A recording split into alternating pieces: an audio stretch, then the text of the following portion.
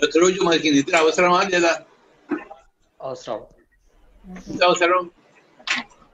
ఎక్కువ అవసరం. ఎంతైనా అవసరం.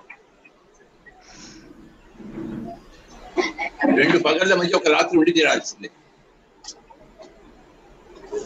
ఆ రాత్రి లేదనుకోండి, నిద్ర లేదనుకోండి, ఆ 2వ పగలు ఎలా ఉంటుంది?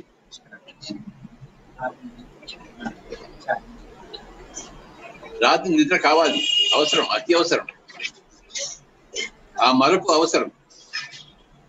పగలు ఎరుక, రాత్రి మరపు. ఆ మరపు ఎంతో అవసరం మరుసటి రోజు పగలకి, మరుసటి రోజు ఎరుకకి.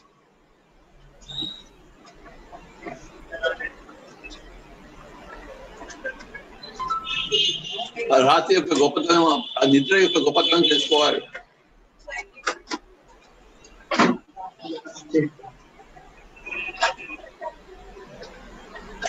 అదే విధంగా ఆ నిద్ర ఎంత గొప్పదో చావు కూడా అంతే గొప్పది.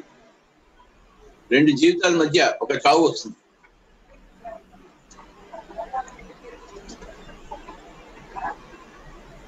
ప్రతి మనిషి చచ్చి తీరాలి, ఆ తర్వాత చక్కగా బతకడం కోసం. చావు యొక్క గొప్పతనాన్ని తెలుసుకున్నవాడే ఆధ్యాత్మికుడు. చావుకి ఏడ్చేవాడే, భయపడేవాడే, వద్దనుకునేవాడే ప్రాపంచికుడు.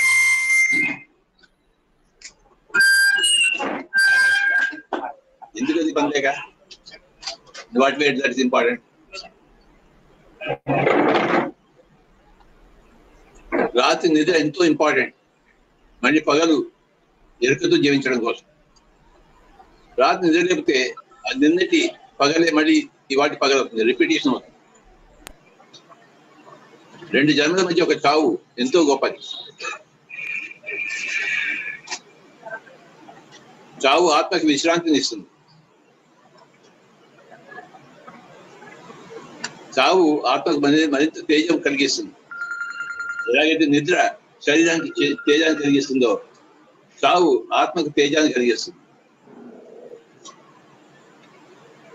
జరిగిపోయిన జీవితాన్ని పనులు సమీక్షించుకోవడం కోసం ఎంతో అవకాశాన్ని ఇస్తుంది. నేను ఏం చేశాను, ఏం చేయవలసింది అని చెప్పేసి మనం సమీక్షించుకుంటాం. ఒక సింహావలోకనకి ఎంతో గొప్ప సమయం చావు సమయం. ఒక జన్మ తర్వాత ఇంకో జన్మ వెళ్లే ముందర ఒక సింహావలోకనకి చావు అవసరం.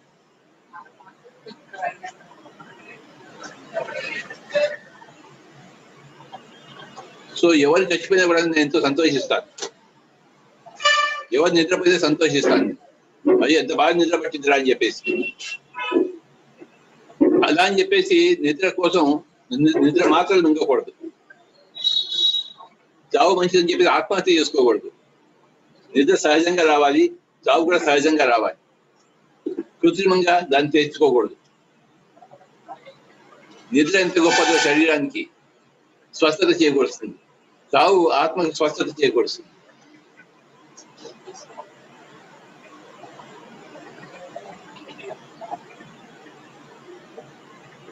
అందరి నిద్రకి, అందరికి చావుకి నా యొక్క నమస్కారం.